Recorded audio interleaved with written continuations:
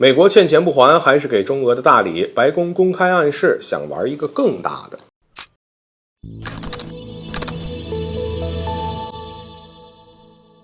大家好，欢迎来到赵探长观察室。美国国债信用卡快刷爆了，截止到目前为止呢，债务已经高达31.4万亿美元。对此，美国财政部计划采取非常规措施，以避免政府的债务违约。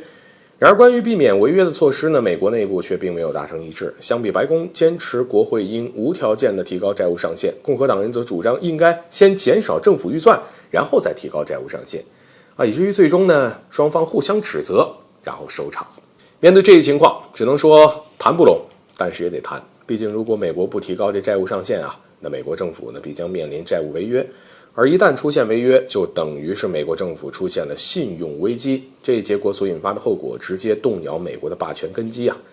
为什么美元能成为全球货币？实际上其实不仅是美国的经济实力以及科技军事实力，更重要的是美国所建立起的美元信用。要是连美元信用都没了，那你美元霸权还有什么地位呢？或者还有什么存在的必要？就在外界疑惑美国国会会怎么解决这一问题白宫新闻秘书发言人皮埃尔就说了，如果出现债务危机那么这将是众议院和共和党亲手给中国、俄罗斯以及其他竞争对手送的礼物当然说来也有趣前一秒皮埃尔还会再表示美国不是一个会欠债不还的国家，国会会做好自己的工作，防止债务违约。结果下一秒他就扯上了中俄，声称如果出现违约那也是给中俄等等国家送大礼。这是什么逻辑呢？欠债不还还倒打一耙，一副中俄会趁机占便宜的模样。到底美国也就是这个国家的人能说出如此厚脸皮的话来？在这之前美国多家银行破产，已经借此呢先后的赖掉了很多储户的这样一个钱。现在按照其皮埃尔的说法，不排除美国是想玩个更大的，就是全世界的钱那我都不想还了。坦白来说，这跟明抢也没有什么区别了，只是美国有没有仔细考虑过不还钱的后果不说赖账一定会加速美元的快速崩塌，那么真要是给中俄送的大礼那么美国就相当于是承认了自己的信誉丧失对于债务危机已经是无力回天。所以这么一来，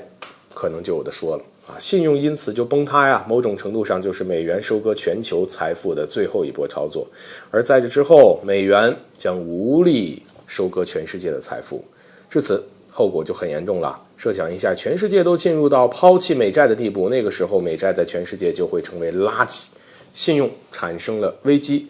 而美国政府哪怕是之后提高债务危机发行美债，也不会有人来接盘了。